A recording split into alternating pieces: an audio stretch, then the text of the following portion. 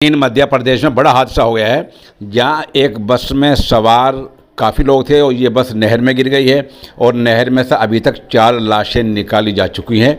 ये मध्य प्रदेश के सतना के इलाके में हुआ है। ये बस सीधी इलाके से, मध्य प्रदेश में एक इलाका है सीधी इलाके से रतना इलाके में बस जा रही थी। यहाँ ये हादसा पेश हुआ है। हादसा कैसा हुआ है, हादसा कहाँ हुआ है, ये आप तफसील से खबर सुन लें। मध्य प्रदेश के सीधी इलाके से आज सुबह ये बस जो है नहर में गिर गई है और अब तक 4 लाशें इसमें से निकाली जा चुकी हैं।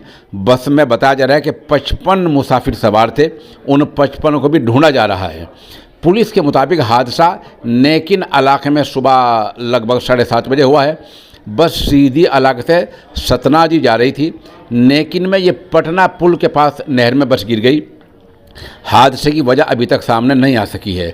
वहाँ के वज़ीर आला शिवराज सिंह ने हादसे की खबर मिलते ही आला अफसरान से बातचीत शुरू कर दी है। रेस्क्यू ऑपरेशन जारी है। रेस्क्यू ऑपरेशन हम जब बोलते हैं तो उसमें गोताखोर, पुलिस के जवान, मकामी लोग सब लग जाते हैं। उस मुताल्लिक़ मामले को सही करने के लिए उसको कहा जाता है रेस्क्यू ऑपरेशन।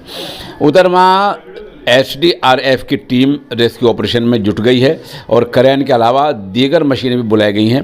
गोताखोर भी वहाँ मौजूद हैं। एहतियातन जो है वो बाणसागर डैम से नहर का पानी रोक दिया गया है।